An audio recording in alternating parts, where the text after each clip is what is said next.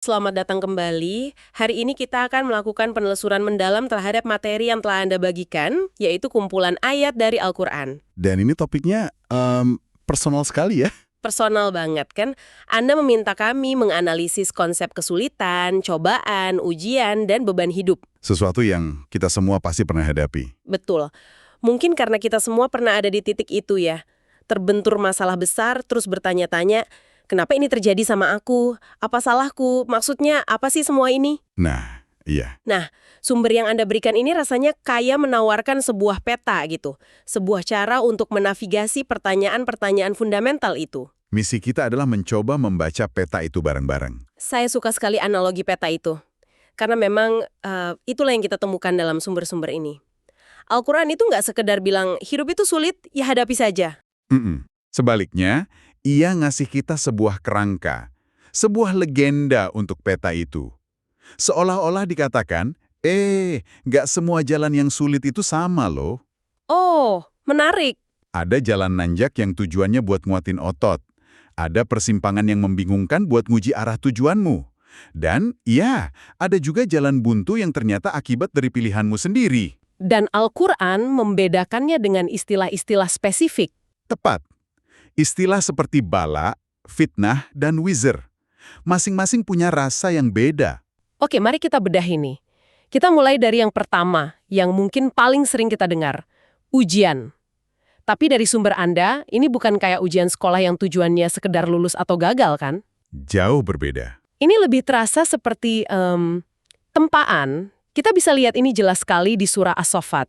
Kisah Nabi Ibrahim yang dapat perintah menyembelih putranya sendiri, Ismail. Dan keimanan. Dan perintahnya datang lewat mimpi, kan? Bukan wahyu langsung. Itu makin menguji keyakinan ya. Betul sekali. Tapi yang luar biasa itu, respons keduanya. Nah, itu dia. Mari kita dengarkan dialognya. Ini dari surah Asy-Syaffat, ayat 102-106. Silakan. Maka ketika anak itu sampai pada umur sanggup berusaha bersamanya, Ibrahim berkata, "Wahai anakku, sesungguhnya aku bermimpi bahwa aku menyembelihmu, maka pikirkanlah bagaimana pendapatmu." Dia Ismail menjawab, "Wahai ayahku, lakukanlah apa yang diperintahkan Allah kepadamu. Insya Allah engkau akan mendapatiku termasuk orang-orang yang sabar." Luar biasa. Kepasrahan yang total. Maka ketika keduanya telah berserah diri, dan dia, Ibrahim, membaringkan anaknya atas pelipisnya, dan kami memanggilnya, "Wahai Ibrahim, sungguh engkau telah membenarkan mimpi itu. Sungguh, demikianlah kami memberi balasan kepada orang-orang yang berbuat baik. Sesungguhnya ini benar-benar suatu ujian yang nyata." Nah, frasa terakhir itu. Inna hadza lahuwal bala'ul mubin. Ujian yang nyata.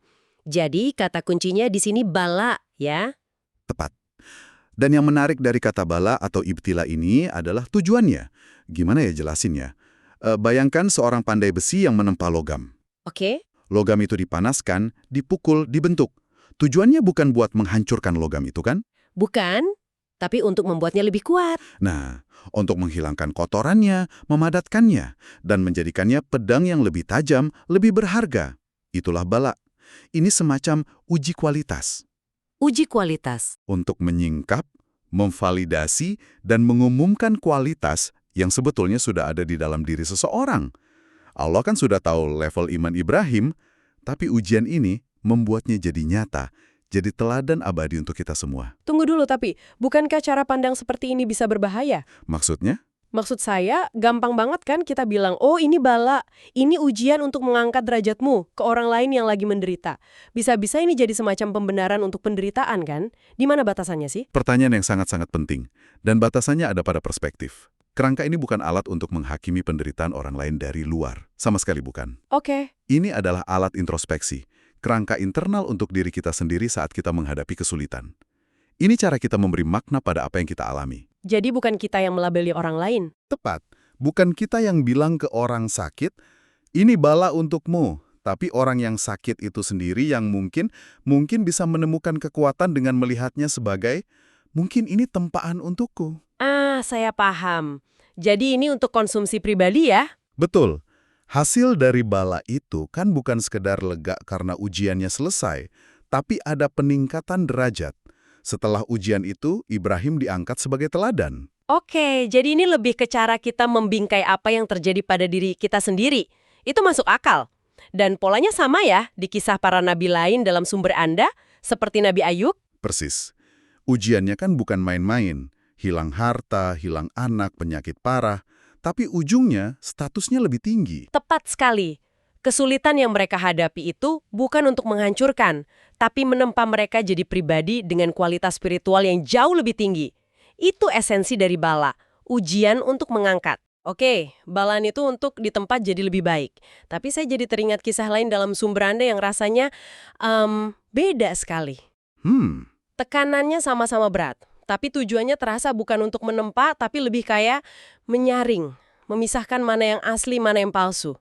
Seperti kisah para pemuda di dalam gua itu, Ashabul Kahfi. Ya. Sebuah skenario yang dirancang khusus untuk memisahkan. Mereka kan dihadapkan pada tekanan sosial dan ancaman fisik yang luar biasa dari penguasa zalim. Benar.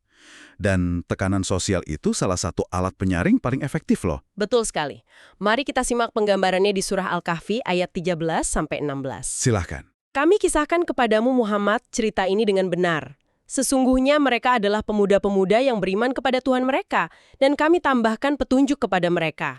Dan kami telah meneguhkan hati mereka di waktu mereka berdiri, lalu mereka berkata, Tuhan kami adalah Tuhan langit dan bumi, kami sekali-kali tidak menyeru Tuhan selain Dia.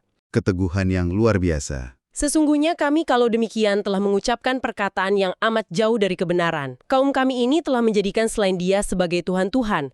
Mengapa mereka tidak mengemukakan alasan yang terang? Siapakah yang lebih zolim daripada orang yang mengada-adakan kebohongan terhadap Allah? Dan apabila kamu meninggalkan mereka dan apa yang mereka sembah selain Allah, maka carilah tempat berlindung ke dalam gua itu. Nah, ini dia. Ini contoh klasik dari apa yang Al-Quran sebut sebagai fitnah. Fitnah, pemurnian emas. Tepat. Jadi fungsi utamanya adalah penyaringan.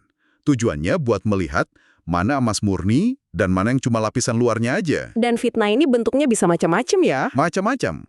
Bisa berupa persekusi seperti yang dialami Ashabul Kahfi. Tapi bisa juga dalam bentuk yang lebih halus. Jadi kalau bala itu untuk mengukur kedalaman kualitas, fitnah ini untuk menguji kemurniannya. Itu poin menarik, bahwa fitnah nggak selalu berupa penderitaan. Betul. Di surah Al-Kahfi juga kan ada kisah pemilik 2 kebun yang sombong itu. Hartanya yang melimpah ruah malah jadi fitnah buat dia. Persis. Ujiannya bukan penderitaan, tapi justru kemakmuran dan kekuasaan. Dan dia gagal total. Gagal total. Kesombongannya bikin dia lupa sama Tuhan, dan hartanya yang jadi sumber fitnah itu akhirnya dihancurkan. Jadi, fitnah itu nguji integritas kita, apakah iman kita tetap sama saat dianiaya dan saat berkuasa. Prinsip kita sama nggak saat miskin dan saat kaya? Wah, itu dalam banget sih. Bahwa fitnah yang tersembunyi dalam kenikmatan justru bisa jadi lebih bahaya. Jauh lebih berbahaya. Karena saat menderita kita kan cenderung nyari Tuhan. Tapi saat bergelimang harta, gampang banget lupa. Tepat. Dan ada contoh lain yang sangat kuat tentang fitnah sebagai penyaring dalam surah Al-Ahzab. Perang Khandaq ya? Betul. Waktu kaum muslimin dikepung di Madinah, persediaan menipis, rasa takut, lapar, semua jadi satu. Ayatnya berbunyi, Hunalika btuliyal mu'minun wa zulzilu zilzalan syadida. Disitulah diuji orang-orang mukmin dan digoncangkan hatinya dengan goncangan yang dahsyat. Goncangan dahsyat itu adalah fitnah. Situasi genting itu menyaring dengan sangat jelas. Yang imannya murni tetap teguh sama Nabi. Tapi yang imannya tipis, yang munafik, mulai goyah. Mereka mulai bilang janji Allah itu tipu daya. Nah, disitulah kelihatan mana emas murni dan mana logam lain. Luar biasa. Jadi kita punya bala sebagai tempaan dan fitnah sebagai saringan. Keduanya datang dari luar diri kita kan? Betul, faktor eksternal. Tapi gimana dengan beban yang kita ciptakan sendiri? Nah, sekarang kita lihat dari sisi yang benar-benar berbeda. Kalau tadi itu faktor eksternal yang datang ke kita, sekarang gimana kalau bebannya kita yang bikin? Ini bukan sesuatu yang ditimpakan, tapi sesuatu yang kita pikul karena pilihan kita. Contohnya? Mari kita kembali ke kisah Nabi Yusuf, tapi fokusnya ke saudara-saudaranya. Setelah mereka melempar Yusuf ke sumur, mereka itu nggak sedang diuji dari luar. Mereka menciptakan beban mereka sendiri. Jadi ini beban rasa bersalah, beban kebohongan yang mereka bawa pulang ke ayah mereka, beban yang mereka pikul bertahun-tahun. Tepat sekali. Ini membawa kita pada konsep ketiga, yaitu wizard. Secara harfiah, wizard itu artinya beban berat. Beban berat. Bayangkan seperti ransel yang kita isi sendiri dengan batu-batu dari perbuatan kita.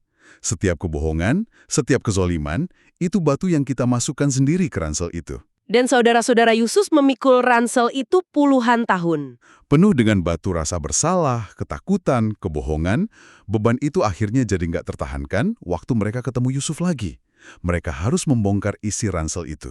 Dan momen itu terekam ya di surah Yusuf ayat 97 dan 98 saat mereka akhirnya ngaku di depan ayah mereka. Momen pengakuan. Mereka berkata, "Wahai ayah kami, mohonkanlah ampun bagi kami terhadap dosa-dosa kami. Sesungguhnya kami adalah orang-orang yang bersalah." Khatin. Sesungguhnya kami adalah orang-orang yang bersalah.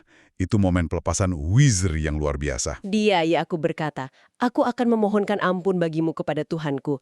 Sesungguhnya dialah yang maha pengampun lagi maha penyayang." Momen saat mereka akhirnya bisa menurunkan ransel berat itu. Dan ini mengarah langsung ke konsekuensi puncaknya, yaitu pertanggungjawaban. Atau hisab. Hisab. Kalau wizard adalah beban yang kita kumpulkan di dunia, hisab adalah saat di mana isi ransel itu akan ditimbang. Sumber Anda memberikan ayat yang, sangat kuat tentang ini, di surah Al-Isra ayat 13 dan 14. Yang bunyinya? Dan tiap-tiap manusia itu telah kami tetapkan amal perbuatannya, sebagaimana tetapnya kalung pada lehernya. Dan kami keluarkan baginya pada hari kiamat sebuah kitab yang dijumpainya terbuka. Lalu lanjutannya. Bacalah kitabmu. Cukuplah dirimu sendiri pada waktu ini sebagai penghisap terhadapmu. Wah, itu ayat yang bikin merinding ya. Bacalah kitabmu, cukuplah dirimu sendiri sebagai penghisap. Nggak ada pengacara. Nggak ada alibi, nggak ada orang lain untuk disalahkan. Cuma kita dan perbuatan kita yang udah jadi kalung di leher kita. Ini puncak dari konsep beban sebagai tanggung jawab. Itulah puncak dari wizard. Setiap perbuatan jadi beban yang pada akhirnya harus kita pertanggungjawabkan dalam sebuah hisab yang transparan. Jadi setelah penelusuran ini, jelas sekali ya kalau Al-Quran bicara soal kesulitan, itu bukan cuma satu macam saja. Ada bala. Ujian tempaan untuk mengangkat derajat. Seperti pada kisah Nabi Ibrahim, tujuannya untuk menunjukkan kualitas terbaik kita. Sebuah kesempatan untuk validasi dan peningkatan kualitas. Betul. Lalu ada fitnah.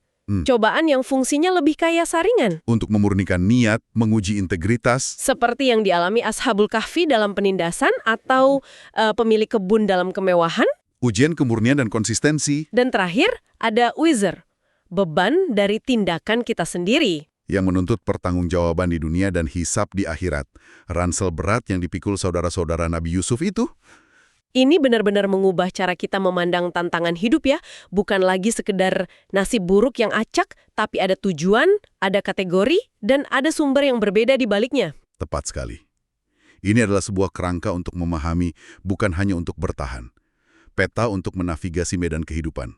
Tapi ya, ini pertanyaan yang mungkin paling penting sih. Di dalam kehidupan nyata, saat kita lagi di tengah-tengah badai, emosi lagi tinggi, gimana caranya kita bisa tahu mana yang lagi kita hadapi? Apa ini bala, fitnah, atau akibat wizard kita sendiri? Apa kita baru bisa tahu setelah semuanya lewat? Begitu ya? Iya. Apa cuman bisa dilihat di kaca spion? Itu pertanyaan kuncinya. Dan saya rasa, jawaban yang ditawarkan oleh kerangka ini bukanlah untuk jadi diagnostik yang sempurna di tengah badai. Lalu apa? Mungkin, kebijaksanaannya bukan terletak pada kemampuan untuk ngasih label yang tepat saat itu juga. Mungkin, kebijaksanaan yang sesungguhnya adalah menggunakan kerangka ini untuk mengubah pertanyaan yang kita ajukan pada diri sendiri. Mengubah pertanyaannya? Seperti apa? Alih-alih cuma bertanya kenapa ini terjadi padaku, kita mulai bertanya dengan lebih dalam. Kita bisa bertanya, apakah ini sebuah kesempatan untuk menunjukkan kualitas terbaikku dan jadi lebih kuat? Itu semangat bala. Betul. Atau kita bertanya, apakah situasi ini, entah itu susah atau senang, sedang menguji kemurnian niat dan integritasku? Itu semangat fitnah. Dan yang paling sulit, kita berani bertanya, apakah ada bagian dari penderitaan ini yang merupakan cermin dari perbuatanku sendiri, yang menuntut introspeksi dan taubat? Itu semangat wizard. Jadi ini bukan tentang memiliki jawaban yang pasti, tapi tentang memiliki kualitas pertanyaan yang lebih baik. Kemampuan untuk mengajukan pertanyaan-pertanyaan itulah yang mungkin merupakan ujian kebijaksanaan yang sesungguhnya. Terima kasih sudah menyimak.